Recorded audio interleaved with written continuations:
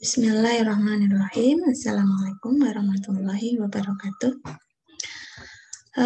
Pada mata kuliah patofisiologi pertemuan kedua, kita akan belajar tentang penyakit diabetes mellitus tipe 1 dan tipe 2.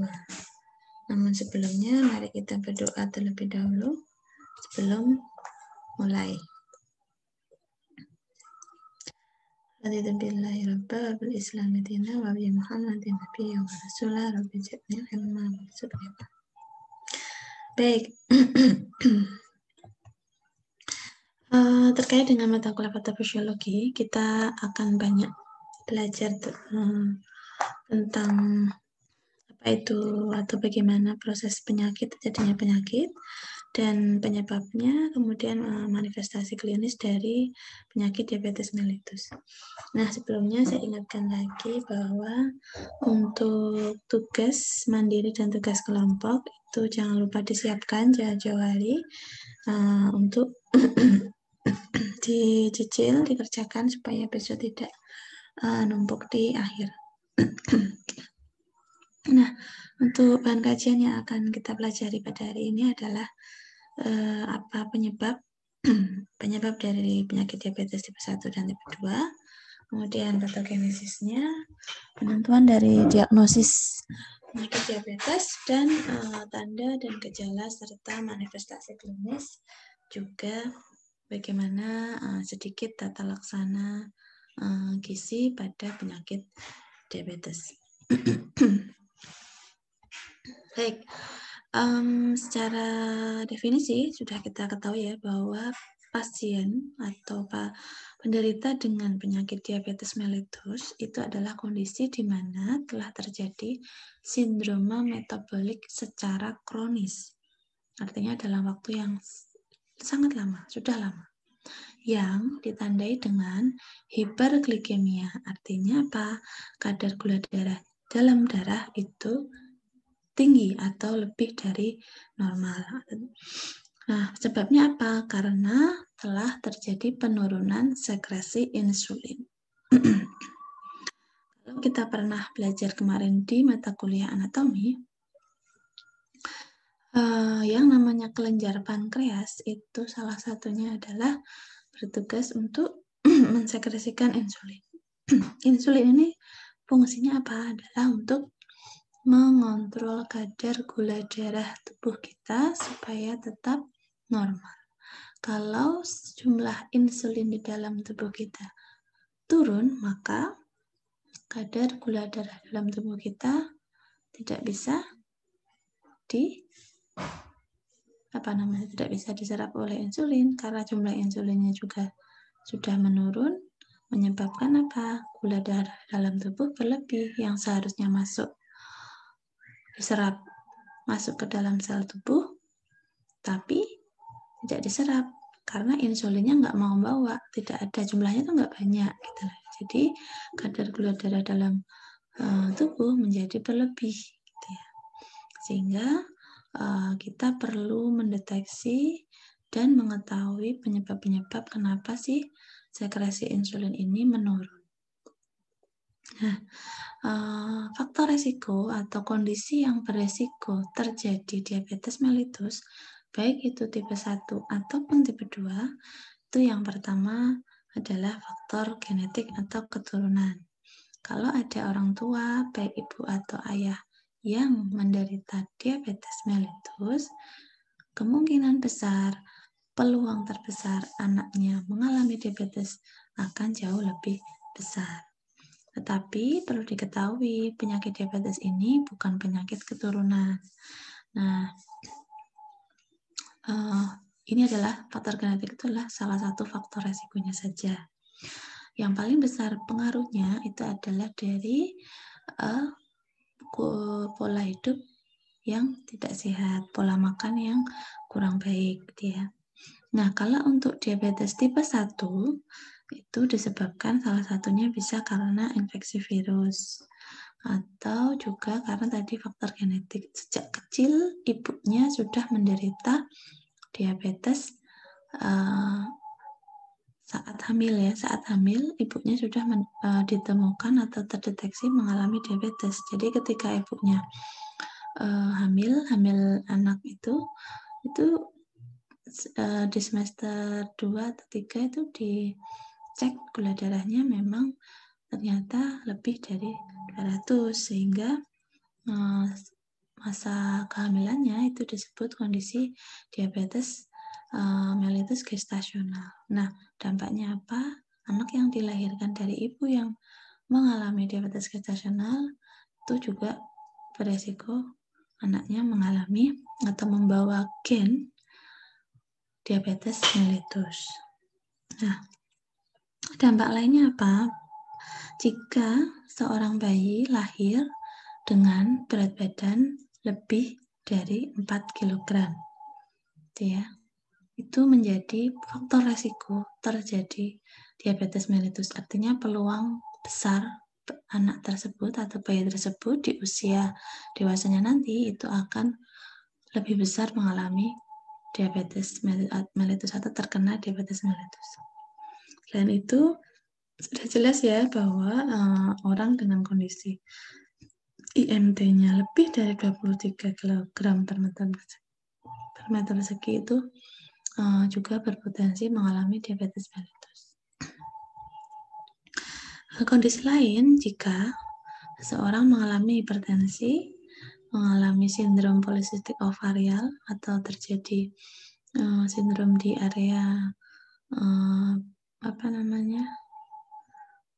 perempuan ya, area kelamin perempuan, kemudian ada penderita sebelumnya menderita penyakit kardiovaskular atau penyakit jantung, pola makan yang kurang tepat, aktivitas fisiknya kurang, kemudian dia ada mengkonsumsi obat rutin yang bisa menaikkan kadar gula darah, dan memang sudah usia lanjut, itu juga bisa berpotensi mengalami diabetes mellitus. Jadi potensi terjadinya diabetes mellitus ini termasuk cukup besar. Oke, kalau kita lihat dari tanda dan gejalanya, itu ada 4 yang bisa kita amati bagaimana seseorang itu mengalami atau memiliki tanda-tanda dia akan mengalami diabetes mellitus. Yang pertama adalah poliuri. Poliuri itu adalah kondisi di mana seseorang itu sering buang air kecil. Sering. Malam, pagi, siang tuh sering buang air kecil. Padahal dia nggak minum banyak. Itu ya catatannya. Kemudian polifagi. Polifagi apa? Banyak makan tapi nggak gemuk-gemuk. Polidipsi itu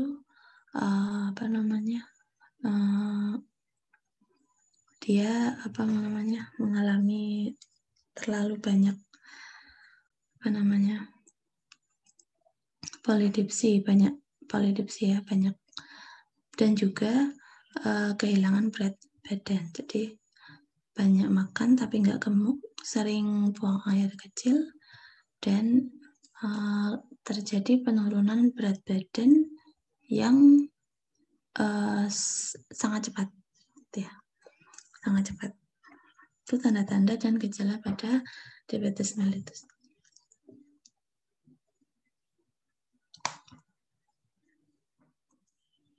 Untuk kriteria diagnosisnya, yang jelas dalam mengecek pasien apakah menderita diabetes mellitus atau tidak, itu biasanya dicek kadar gula darah sewaktunya, atau kadar gula darah puasanya, atau kadar gula darah melalui tes toleransi glukosa oral. Jadi bisa menggunakan salah satu atau ketiganya untuk mengecek apakah dia benar-benar menderita diabetes. Yang pertama, untuk kadar gula darah sewaktu, jika lebih dari 200 mg/dl. Kalau kadar gula darah puasa itu lebih dari 126 mg per dl. Puasa itu artinya apa? Pasien dipuasakan dulu 8 jam sebelumnya, baru dicek kadar gula darah. Kalau hasilnya lebih dari ini, maka dia memang positif diabetes mellitus. Lalu, jika dilakukan tes toleransi glukosa oral dan jumlahnya atau hasilnya lebih dari 200, maka dia menderita diabetes mellitus. Ini adalah bagaimana ketentuan dari Perkeni tahun 2006 tentang diagnosis diabetes mellitus. Apabila pengambilan darah melalui plasma vena atau biasanya disebut kita mengecek kadar gula darah sewaktu, artinya kita nggak perlu puasa, langsung dicek aja melalui plasma vena, diambil darah kapilernya. Kalau kurang dari 100 bukan DM. 100 sampai 199 belum pasti, masih tanda tanya. Kalau lebih dari 200 maka sudah pasti DM. Kalau diambil dari darah kapiler, hasilnya kurang dari 90 bukan DM. Kalau belum pasti antara 90 sampai 199. Tapi kalau sudah lebih dari 200 sudah pasti dia DM. Nah, dalam melakukan pengecekan kadar gula darah puasa juga bisa dilakukan melalui plasma vena ataupun darah kapiler. Kalau hasilnya kurang dari 100 maka dia bukan DM. Kalau hasilnya menggunakan pengambilan data darah kapiler kurang dari 90 maka hasilnya bukan DM. Tapi kalau di rentang 100 sampai 125 dengan pengambilan vena itu hasilnya masih belum pasti, masih tanda tanya. Nah, kalau lebih dari 126 untuk kadar gula darah puasa, jika diambil dengan pembuluh vena, sudah pasti dia akan DM. Kalau pembuluh darah kapiler sudah lebih dari 100, sudah pasti DM untuk kadar gula darah puasa. Jadi hati-hati, kita perhatikan dalam penentuan diagnosis DM. Apakah dalam hasil dari kadar gula darah sewaktu itu diambil menggunakan plasma vena atau menggunakan darah kapiler? Begitu juga dengan kadar gula darah puasa, apakah dia diambil menggunakan plasma vena atau menggunakan darah kapiler. Karena untuk memutuskan dia DM atau tidak, ketentuannya adalah seperti ini. Ini adalah klasifikasi dari diabetes mellitus, tipe 1 dan ada tipe 2. Ini kalau untuk memudahkan kita ya. Ada tipe 1, tipe 2. Tipe 1 itu adalah insulin dependent diabetes mellitus. Artinya, pasien diabetes mellitus ini tergantung pada insulin. Itu ya, sangat tergantung pada insulin. Penyebabnya apa? Sel beta pankreas ini rusak. Gitu ya. Karena proses imunologi, rusaknya sel beta pankreas itu karena proses imunologi, proses genetik, proses yang terjadi sejak kecil. Sejak awal sudah rusak. Kondisi sel beta pankreasnya nggak bisa bekerja dengan baik. Akhirnya sekresi insulinnya pun juga menurun atau defisiensi. Kalau sekresi insulinnya menurun, artinya seumur hidupnya pasien diabetes tipe 1 harus disuntik dengan insulin. Sehingga disebut insulin dependent diabetes mellitus atau IDDM tipe 1. Kalau dia nggak pakai insulin, sudah pasti gula darahnya akan naik. Artinya dia memang sudah tergantung oleh insulin. Lalu untuk non-insulin dependent diabetes mellitus atau tipe 2 atau DM tipe 2 itu penyebabnya adalah resisten terhadap insulin akibat berkurangnya reseptor insulin atau gangguan interaksi reseptor insulin. Artinya orang dengan diabetes tipe 2 itu kondisinya jumlah insulinnya itu sebenarnya cukup. Tetapi dari jumlah insulin itu tidak semuanya bisa bekerja dengan baik, tidak semuanya bisa menangkap kadar gula darah, tidak bisa menangkap gula darah glukosa dalam darah, sehingga apa? Ya sudah, berarti insulinnya cukup tapi nggak bisa berfungsi, ya sama saja dengan tadi jumlah insulinnya sedikit, nggak bisa mengatur kadar gula darahnya. Nah, kalau tipe 2 ini sebenarnya kalau dia mau melakukan aktivitas fisik rutin, mengontrol dietnya dengan baik, mengatur dietnya dengan baik, mengatur pola makan, melihat atau memilih jenis makanan yang tepat, itu bisa tanpa insulin gitu ya. Dia bisa hidup tanpa insulin. Dengan catatan tadi ya, dia sudah benar-benar bisa mengontrol dirinya untuk terutama untuk makan dan mengatur pola stresnya juga aktivitas fisik. Nah, itulah kenapa disebut DM tipe 2. Biasanya memang cenderungnya DM tipe 2 ini muncul disebabkan karena tadi pasien obesitas, sudah usia lanjut, kemudian selama masa mudanya terbiasa mengkonsumsi makanan manis, dan kurang olahraga. Nah, untuk karakteristiknya ini ya, sudah saya jelaskan di bawah, bahwa untuk DM tipe 1 itu umur kejadiannya cenderung di usia kurang dari 30 tahun. Kalau yang tipe 2 cenderung lansia atau lebih dari 30 tahun. Riwayat keluarga kalau untuk penyakit diabetes tipe 1 jarang terjadi, tapi kalau untuk diabetes tipe 2 itu ada riwayat sana. Kemudian untuk berat badannya biasanya untuk tipe 1 ditemukan pasien itu banyak yang kurus. Kalau yang tipe 2 banyak ditemukan pada pasien dengan gemuk. Di atas tadi saya bilang untuk pasien tipe 1 pemberian insulinnya itu selalu harus selalu menggunakan insulin. Tapi kalau yang DM tipe 2 itu tidak harus menggunakan insulin. Lalu untuk selanjutnya adalah, nah ini, sebenarnya klasifikasi diabetes mellitus itu tidak hanya tipe 1 dan tipe 2. Ada tipe-tipe lain dan juga ada diabetes mellitus tadi yang muncul saat dia hamil, saat seorang ibu hamil. Jadi sebenarnya diabetes mellitus ini tipe-tipenya banyak, klasifikasinya banyak. Kalau DM tipe 1 itu yang pasti karena kerusakan sel beta pankreas, sehingga defisiensi insulinnya benar-benar mutlak, tidak ada toleransi, benar-benar insulinnya itu kurang karena sel betanya memang sudah rusak, sehingga penyebabnya biasanya itu karena autoimun dan idiopati. Kalau yang tipe 2 itu resisten insulinnya perifer, ada gangguan hepatik glukosa produksi, ada penurunan fungsi dari sel beta pankreas, yang artinya penyebab rusaknya organ tersebut itu memang karena apa?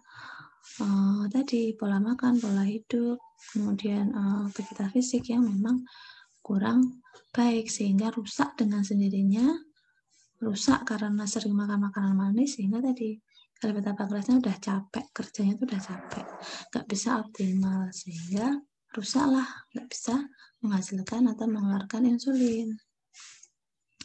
Yang tipe lain itu banyak hal, bisa penyebabnya karena obat, salah makan antibiotik, muncullah DM tipe lain. Karena imunologi, karena ada sindrom genetik, ada defek genetik, dan lain-lainnya. Nah, kalau diabetes mellitus gestasional itu adalah penyebabnya biasanya seorang ibu hamil dalam kondisi dia sudah gemuk atau obesitas. Nah, pola makannya itu biasanya cenderungnya memang kurang tepat saat sebelum dan saat hamil, sehingga berpotensi terjadi diabetes mellitus gestasional. Atau memang ibu tersebut riwayat lahirnya, berat badan lahirnya itu lebih dari 4 kilo. Artinya seorang ibu yang dirinya lahir lebih dari 4 kg memang berpotensi melahirkan juga untuk anaknya yang tadi berat badan lebih atau memang anaknya berpotensi mengalami diabetes gitu. Nah, nanti ibu hamil ini ketika melahirkan, ibu hamil yang mengalami diabetes gestasional ini ketika melahirkan putranya, diagnosis tersebut sudah tidak lagi tidak lagi terjadi pada ibu tersebut. Jadi artinya ibu tersebut ketika sudah melahirkan sudah tidak lagi menderita diabetes gitu ya. tidak ada diabetes ya, tapi memang hanya saat hamil saja ya. Saat hamil saja. Nah, tapi tadi kalau setelah melahirkan ibunya tidak mengatur pola makan, ya bisa jadi dia akan diabetes lagi ya. Jadi memang perlu dipantau setiap bulannya. Nah, ini adalah penyebab atau etiologi diabetes mellitus tipe 2. Kita mulai dari kondisi di mana organ pankreas itu tidak bisa mensekresi insulin, ya. Pankreas itu tidak bisa mensekresi insulin karena tadi pola makan, aktivitas fisik sehingga rusak selnya, ada yang rusak, insulinnya nggak bisa disekresikan, nggak bisa dihasilkan. Akhirnya apa? Karena insulin itu bertugas untuk menangkap si glukosa supaya masuk ke sel, itu menjadi tidak bisa atau gagal. Kalau glukosa ini berlebih, otomatis organ hati itu dia akan berfungsi sebagai organ yang memetabolisme karbohidrat, glukosa, asam amino, lemak, dan racun. Kalau tugas hati ini, kalau glukosa dalam darah itu berlebih, maka hati juga bertugas untuk apa? Menyimpan cadangan produksi glukosa yang meningkat ini ke dalam organ-organ tubuh atau dalam disimpan atau diubah ya, glukosa diubah dalam bentuk cadangan oleh hati, cadangan tubuh. Nah, gitu ya. Artinya apa? Kalau glukosa ini berlebih, ya hati ini juga harus bekerja keras menyimpan atau membuang, justru akan membuang karena sudah kelebihan ya. Sudah kelebihan disimpan dari penyimpanan itu juga sudah berlebih, ya dibuang oleh hati. Akhirnya tadi ya hati ini bekerja dengan keras. Kalau glukosa darah tadi nggak bisa terkontrol akibat insulin tadi pankreas juga tidak bisa keluar. Nah, dampaknya apa ya tadi? Kalau glukosa itu nggak masuk ke dalam sel, ya sudah, sel ini akan kekurangan zat gizinya. Kekurangan zat gizinya menjadi penyebab apa? Ya sudah, menjadi pasien itu lama-lama akan kurus. Karena apa? Zat gizi yang dibutuhkan oleh sel itu nggak masuk ke dalam sel, gitu ya, nggak bisa dibawa ke dalam sel. Cuman berlebih di luar, berlebih dalam pembuluh darah, tapi nggak bisa masuk ke dalam sel.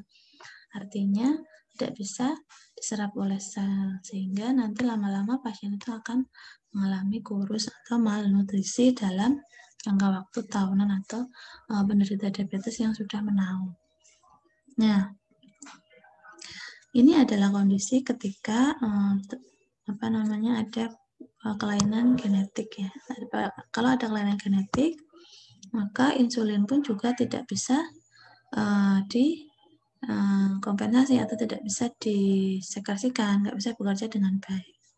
Artinya kalau sudah resisten itu menyebabkan ini tadi diabetes tipe 2 yang mana ini tadi saya bilang hati itu tidak bisa lagi mentoleransi kelebihan glukosa dalam darah karena memang hati sudah menyimpan kelebihan glukosanya untuk cadangan dan itu sudah over, sudah nggak ada tempat lagi lah istilahnya gitu ya. Akhirnya memang glukosa itu harus dibuang, dikeluarkan, salah satunya di urinnya, di air seninya ya, sehingga memang kalau dideteksi di biokimia atau di lab itu memang terdapat glukosa di dalam urinnya pada pasien diabetes karena memang sudah berlebih. Nah, untuk patofisiologinya, prosesnya terjadi diabetes itu memang diawali dari apa? Nah, ya tadi ya, kalau suatu organ dalam tubuh itu mengalami gangguan metabolisme, jadi berawal dari seseorang yang metabolisme tubuhnya itu terganggu. Kalau metabolisme tubuhnya itu terganggu untuk mencerna protein, mencerna lemak dan karbohidrat, itu akan berdampak kepada kondisi di mana kelebihan atau kadar glukosa dalam darahnya menjadi berlebih.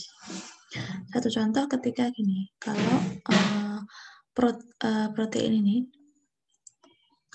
di metabolisme ya, ada gangguan penggunaan glukosa jaringan adiposa atau jaringan lemak, maka akan terjadi penurunan oksidasi glukosa, terjadi penurunan sintesis protein, dan peningkatan konversi protein menjadi asam amino. Jadi, kalau si protein ini di metabolisme, artinya apa? Asam amino di dalam hepar akan meningkat. Asam amino di dalam hepar meningkat, terjadilah katabolisme protein atau pemecahan protein yang meningkat. Setelah itu, dampaknya apa? Kalau ini meningkat, maka di sini. Nah, ini akan berdampak pada hiperglikemia. Hiperglikemia itu adalah kondisi di mana kadar gula darahnya cukup tinggi. Nah, pada saat begitu juga dengan untuk lemak dan karbohidrat. Kalau untuk karbohidrat, kalau terjadi gangguan metabolisme pada karbohidrat, nanti akan menyebabkan penurunan glukosa uptake sel sensitif insulin. Jadi glukosa dalam darahnya itu akan berlebih. Sehingga terjadilah hiperglikemia.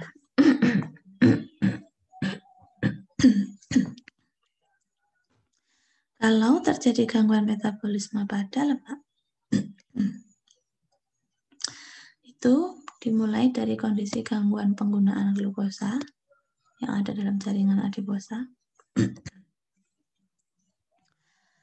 Metabolisme lemaknya akan meningkat, pelepasan asam lemaknya akan meningkat, di dalam hepar asam lemaknya akan meningkat, dan apa?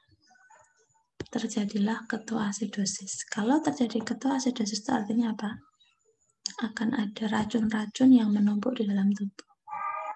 Nah, kalau terjadi penumpukan asam keton dalam tubuh, ya berdampak pada ini hiperglikemia. Kalau hiperglikemia akan berdampak lagi ke diuretik osmotik. Artinya apa? Sering apa? Sering buang air kecil.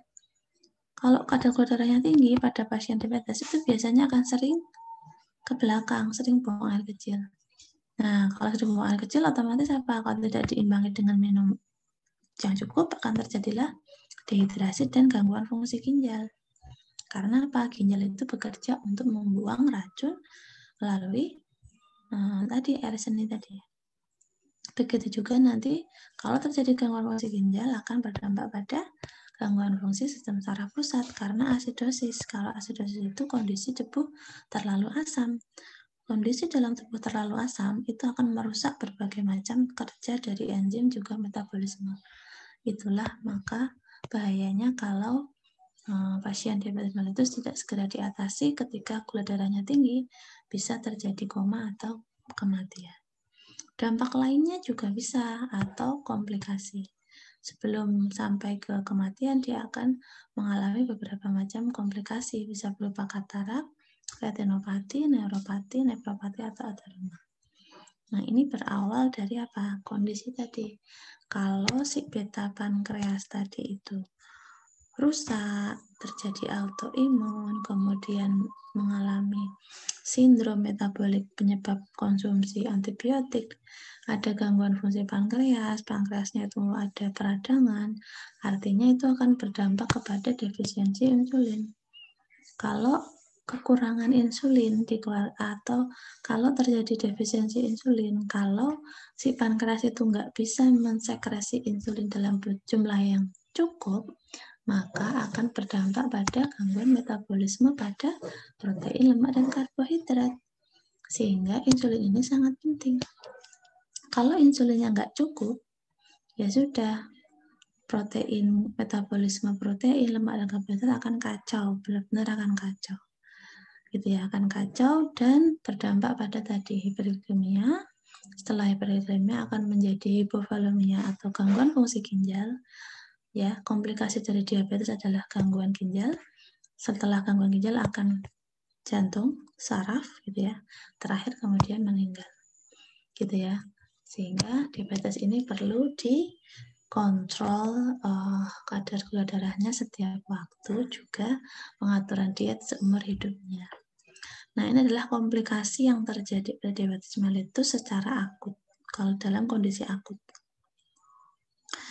Hipoglikemia adalah keadaan klinik gangguan saraf yang disebabkan penurunan kadar glukosa darah. Penyebabnya apa? Obat golongan sulfonylurea. Jadi, bisa juga karena makan makanan yang terlalu sedikit. Ada pasien DM yang takut makan banyak sehingga terjadilah hipoglikemia, atau bisa juga pasien DM ini tidak tepat dalam menyuntik atau menggunakan suntikan insulinnya. Dosis pada insulin yang disuntik itu tidak tepat sehingga terjadilah hipoglikemia. Tanda-tanda lainnya adalah mengalami lapar, mual, tensinya turun, lemah, lesu, keringat dingin, berdebar-debar, dan tidak ada kejang.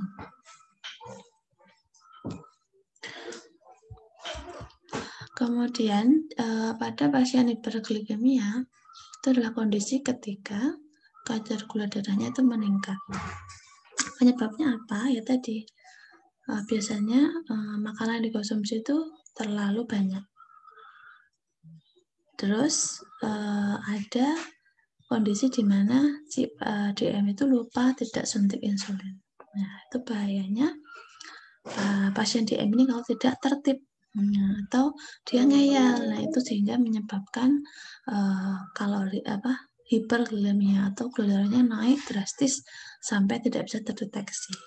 Dampaknya tadi, kalau terlalu tinggi gula darahnya, biasanya kesadarannya akan menurun, linglung begitu, disertai dehidrasi dan ketoasidosis atau ketosis atau asidosis. Pada hiperglikemia non-ketotik, biasanya kadar gula darahnya tinggi, hiperosmolar, ada dehidrasi tanpa ketoasidosis. Penyebabnya karena minum obat-obatan diuretik, ada pankreatitis, ada sakit ginjal, dan memang ada infeksi. Kemudian tandanya biasanya ya tadi ada bau aseton di nafasnya karena tadi dalam tubuhnya itu menghasilkan ketoasidosis, asam, bau asam sekali. Itu sehingga menyebabkan hiperglikemia non-ketotik. Jadi, pada pasien diabetes mellitus itu kemungkinan terjadi hipo juga bisa, atau gula darahnya kemudian mendadak turun di bawah dari normal, atau bisa juga pasien diabetes ini mengalami hyper, artinya lebih dari 500 atau mungkin sampai tidak terdeteksi oleh pendeteksi kadar gula darah, atau juga tadi mengalami ini HNK. Jadi orang dengan diabetes itu benar-benar harus hati-hati, tertib dalam mengatur makan, tertib dalam mengkonsumsi obat golongan sulfonylurea, dan juga harus tertib kalau memang dia harus suntik insulin. Manifestasi klinisnya apa untuk tipe 1 dan tipe 2? Biasanya tipe 1 itu akan mengalami penurunan berat badan yang cepat. Kalau tipe 2, penurunan berat badannya tidak terlalu cepat sih. Masih tetap cenderungnya stabil. Kalau tipe 1, dia akan dehidrasi, muntah, ketoasidosis. Tapi kalau tipe 2, dia akan mengalami poliuri, polidipsi, dan polifagi. Tipe 1 cenderungnya muncul ketosis atau tadi ya keton dalam tubuhnya. Kalau tipe 2 biasanya juga penglihatannya akan kabur karena cenderungnya akan glukosa darahnya akan menumpuk di beberapa pembuluh darah, salah satunya di mata. Nah, kenapa bisa muncul penglihatannya kabur? Tadi karena apa? Di dalam mata kita itu juga ada pembuluh darah, sangat tipis dan sangat kecil. Nah, mata kita kan juga butuh nutrisi ya. Sudah pasti ada pembuluh darah. Kalau bayangin aja, pembuluh darah itu kan seluruh tubuh ya, dari yang pembuluh aorta yang paling besar sampai pembuluh darah kapiler yang paling kecil, yang paling lembut, paling tipis ya ibaratnya. itu akan masuk. Jadi gula darah tinggi itu bisa menumpuk, bisa mengalir ke seluruh tubuh kita. Kalau memang itu sudah over, sudah hiperglikemia, ya bisa juga terjadi katarak. Jadi pembuluh darah itu akan mengganggu akan menumpuk di sekitar mata ya, sehingga mata ini penglihatannya menjadi kabur. Kemudian juga bisa kadar gula darah yang tinggi ini bisa menumpuk juga, bisa mengakibatkan juga di area kepala, atau bisa berisiko terjadi stroke tadi. Bisa juga penumpukan gula darah yang tinggi itu juga menempel atau berdampak kepada gangguan-gangguan di sistem saraf, hati, dan di ginjal. Ya. Itulah kenapa orang yang sudah kena diabetes harus benar-benar di-maintain supaya tidak terjadi komplikasi selanjutnya. Maintenance-nya bagaimana ya tadi?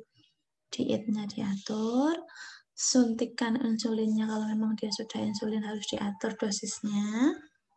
Kalau dia masih bisa beraktivitas fisik, disarankan untuk aktivitas fisik. Supaya apa? Karena apa? Metabolisme tubuh kita itu bisa berubah jika kita mau